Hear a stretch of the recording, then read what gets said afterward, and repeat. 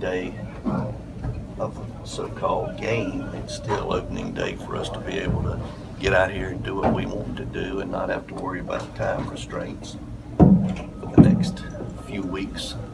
It's very exciting for all of us to know that we don't have to watch the clock, get our young men back in there before we exceed a time limit.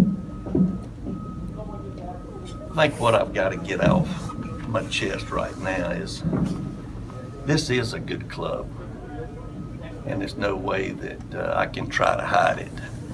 But I think what we've got to remember, so is everybody else in this league. 10 teams that went to postseason play last year, and we play a team that made it to, if I'm not mistaken, a super regional 2 years ago in Virginia Commonwealth. So we've got a schedule that's very competitive, and you add the University of Florida to that with 3 games with them, and we've got our work cut out for us. Yes, we do have a pretty good club. No, we've got a good club, but so does everybody else.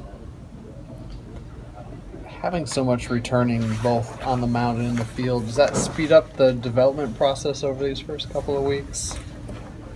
Well, as a coach, you don't sit and worry about whether or not you've got everything covered enough to where your young men can just react. When you have the numbers back that we have, you go over it, you watch them do the right things, and then you move on to something else. Maybe it's an individual skill that you want to spend time with that individual. But from a team standpoint, when you have the numbers coming back that we have, it's a very good feeling to know that hey, we don't have to cover first and third defense nearly as much as we had to in years past because of the experience of this club. With what you have returning and the guys that you have coming in, just how good do you think this lineup could be? I always like to feel like I'm in the other dugout. If I'm facing Florida State and they got 4 switch hitters in their lineup, I don't like that feeling because I don't get the fact that I can't match up the way I want to match up. If I got a lefty ready to come in, he's going to see maybe no left-handed hitters because we'll flip over. And if we do platoon in right field, there's a good chance that we will never have a so-called left-handed reliever face a left-handed hitter. Mike, with so many guys back, how do you foster competition and keep those juices flowing? I think really the fall that we had was very instrumental in some of these guys that were coming back realizing, hey, this Daughtry kid from Warner Robin, he not too bad. That Dirk kid from the IMG, he's got a little juice. Well, they can move him too. They can put him in the outfield or they can move him somewhere else. It's always good to have that competition. But the bottom line is you got leadership in guys like Taylor Walls and Cal Raleigh and Dylan Busby. And I'm very proud of Quincy, the way that he has grown and matured as a baseball player and an individual. Did a good job in the classroom. He's on track to graduate. Those are the things that are also very important to our coaching staff. Having the entire weekend rotation back, what can that do to help bring stability to a pitching rotation? Well, first of all, I don't know that I can answer that question because I don't know if I've ever had everybody coming back. But it's a great feeling when you've got the experience. The first 3 games that you play, you're going to have 3 guys that were out there every weekend the previous year. You also have a bullpen that is very experienced. The big question mark right now is who is going to close. We have a number of candidates. We have a team that is coached by one of the best pitching coaches in the country, and he will come up with something that we will be satisfied with in the way of a closer. But to have the Vols kids back and Birdie and gosh, Chase Haney, and I can go on and on. We've got an experienced pitching staff, which certainly makes us feel good about beginning the season. Like, you remember the last time, or if there ever was a time when you've had a nucleus of so many talented but young players? You think about all the second-year guys that are coming up this year? It's been a long time, if that has ever occurred. I think what we have too, which makes it so exciting, is they're good players and they're experienced. Sometimes you have experience and you go, oh well, we got to go over this again. We've got a team that had success last year. We've got a team that enjoys competing. They understand the game. They went through a tough stretch last year and they overcame that so-called problem. And to have them back gives you the understanding that they feel good about where they are in their career, because there hasn't been much that they haven't experienced.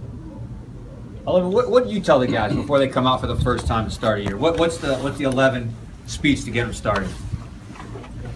Basically what I told y'all. It's a good club, and we've got to be sure that we understand we have to keep moving upward. We can't just level off. We've got to realize there's a lot of hard work left in this program. We have one goal that we've had for 43 years, and that goal, of course, is to get to Omaha. And this club to get to Omaha, and so does a number of other schools, not only in our league but throughout the country. We've got to understand that in order to have success, you've got to strive for improvement every day. You can't go waste at bats. You can't get down if mistakes are made. You have to be mentally tough. Touched on the ACC a little bit. Just how competitive do you expect it to be this year, and what are your thoughts on sort of the slate that you have to play there? Well, I noticed that there were 7 schools in the top 21, I believe it was. And if I'm not mistaken, one school plays every single one of them, and that's us. I mean, it's a challenge when you've got schools that take University of North Carolina, school that was in the College World Series many times in the 2005 to 2010. Then they ran into some hard luck, and last year they didn't make the tournament. Well, they got a chip on their shoulder, and they're coming out to prove they're not the same team they were last year. You got Boston College, who of course played in the Super Regional in Miami. They want to prove that was not a fluke. And then you've got teams that are like Duke, who was very competitive last year. They got to postseason, if I'm not mistaken. We had 10. So it's just, and you can count on the Clemsons and the Miamis, and I can go on and on. Y'all know the names. They're all going to be the same competitive teams year after year. Who makes up the competition, potential platoon, right field? That would be Rhett Appling, and we're going to look at Nick Durr out there. Got a possibility of Donovan Petrie can also play there. Played some for us there last year. Right now he's in left field with Jackson Luke. But don't forget, Stephen Welsh can go out there too for late innings. So we're going to try to utilize a couple of pitchers in dual roles, and Wells has looked very good on the mound, and we're going to continue to monitor that. But at the same time, we know how good he is as an outfielder, and he'll fit in well as a defensive replacement. You talked about North Carolina having a chip on their shoulder with your guys' season ending twice in Super Regionals. Just how hungry is this team to get back to them? We're hungry every single year. The fact that we lost last year, certainly that was disappointing, and especially when you lose where you lost. But life goes on. Baseball is a game that is the most unpredictable sport of all the sports that we play. Although you still got a lot of convincing of that to me when you look at what happened at Louisville and at Georgia Tech, but that's two other scenarios, being a diehard Seminole. But anyway, baseball is one in which it can happen to anybody at any time. A 3 or 4 game losing streak. Playing on the road is extremely difficult in all of our sports. It's just the desire that we have year in and year out. Our goal is unlike most Division I schools. Not getting to Omaha doesn't mean it wasn't a successful season. I mean, I think Coach Fisher says it best. To say that the football season was not a success is wrong. It was a great success, but it wasn't exactly what he wanted.